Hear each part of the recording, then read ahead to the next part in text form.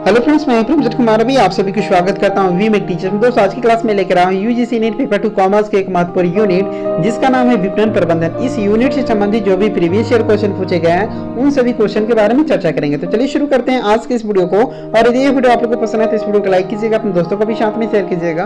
और यदि आप हमारे चैनल पर पहली बार विजिट करते हो हमारे चैनल को सब्सक्राइब कर बेल आइकन को प्रेस कर ऑल बटन दबा दीजिए ताकि मैं जब भी वीडियो अपलोड करूँ तो आप तक नोटिफिकेशन मिल सके। तो चलिए शुरू करते हैं आज के इस वीडियो को। क्वेश्चन नंबर 51 है, ग्राहक व्यवहार का अध्ययन करने के लिए कौन सा विषय प्रासंगिक है। आपको बताना है कि ग्राहक व्यवहार का अध्ययन करने के लिए कौन सा विषय प्रासंगिक है। इसके लिए इन्होंने आपका 4 ऑप्शन दिया है। जो इसका सही आंसर है वो है आपका option number B. Next question है क्वेश्चन नंबर 52, कौन सा कथन गलत है। आपको बताना है कि निम्नलिखित में से कौन सा कथन गलत है। इसके लिए इन्होंने आपका 4 ऑप्शन दिया है। जो इसका सही आंसर है वो है आपका ऑप्शन नंबर सी, यानी अभिवृत्तियां व्यवहार की समानार्थक होती है, ये आपका गलत दिया हुआ है। नेक्स्ट क्वेश्चन है क्वेश्चन नंबर 54, खरीद की निर्णय प्रक्रिया के निम्नलिखित सोपानों में से कौन सा अनुक्रम में है। आपको बताना है खरीद की निर्णय प्रक्रिया के निम्नलिखित सोपानों में से कौन सा अनुक्रम में है। यहाँ पे आपका दिया हुआ है समस्या की पहचान, विकल्पों की खोज, विकल्पों का मूल्यांकन, खरीद की क्रिया, खरीद पहचान क्रिया।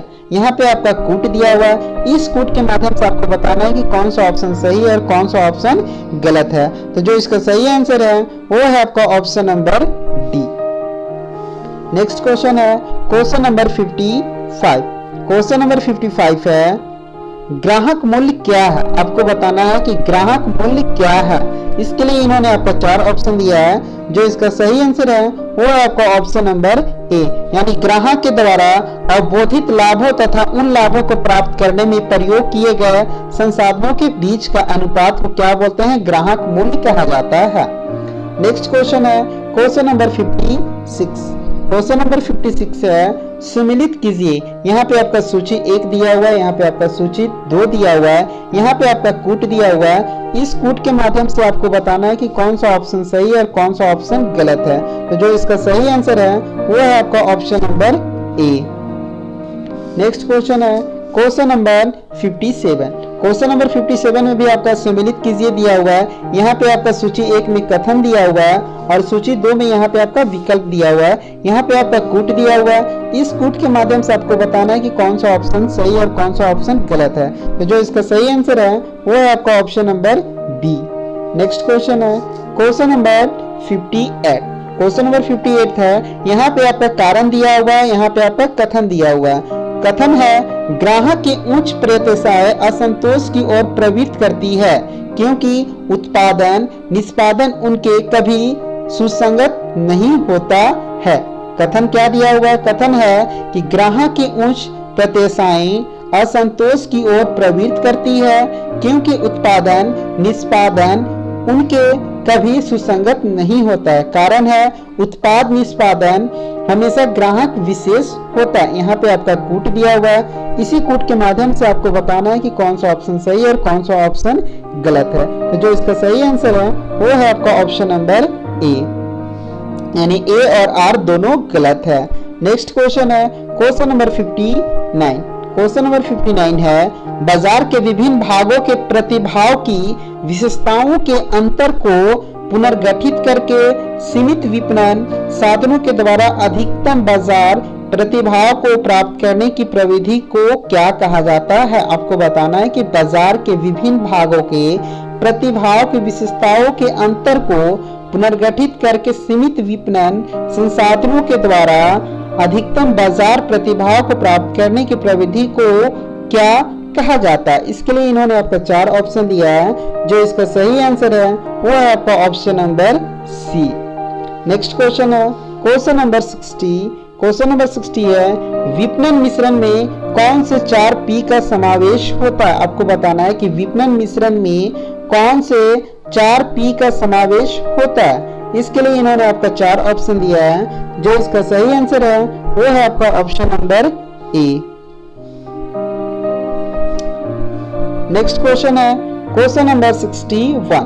क्वेश्चन नंबर 61 है, यहाँ पे आपका कथन दिया हुआ है, ग्रामीण भारत में बिक्री संवर्धन का उपभोक्ता व्यवहार पर शक्तिशाली प्रभाव पड़ता है। कारण दिया हुआ है, भारत में ग्रामीण लोग बिक्री संवर्धन को अत्यधिक महत्व देते हैं। यहाँ पे आपका कूट दिया हुआ है, इसी कूट के माध्यम से आपको बताना है कि कौन सा ऑप्शन सही और कौन सा ऑप्शन गलत है। तो जो इसका सही आंसर है वो है आपका ऑप्शन नंबर ए।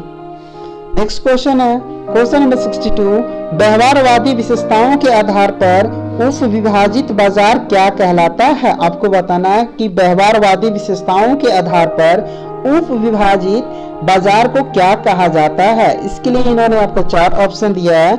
जो इसका सही आंसर है वो है आपका option number D.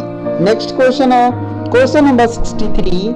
Question number 63 है, विपणन की कौन सी धारणा इस मान्यता पर आधारित है कि उत्कृष्ट उत्पाद स्वयं बिकते हैं। आपको बताना है विपणन की कौन सी धारणा इस मान्यता पर आधारित है कि उत्कृष्ट उत्पाद स्वयं बिकते हैं। इसके लिए इन्होंने आपका 4 ऑप्शन दिया है।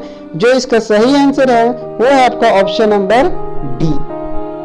नेक्स्ट क्वेश्चन है, क्वेश्चन नंबर 64।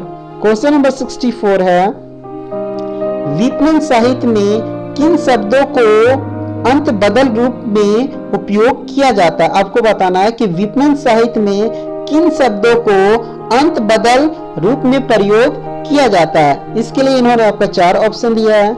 जो इसका सही आंसर है वो है आपका ऑप्शन नंबर डी।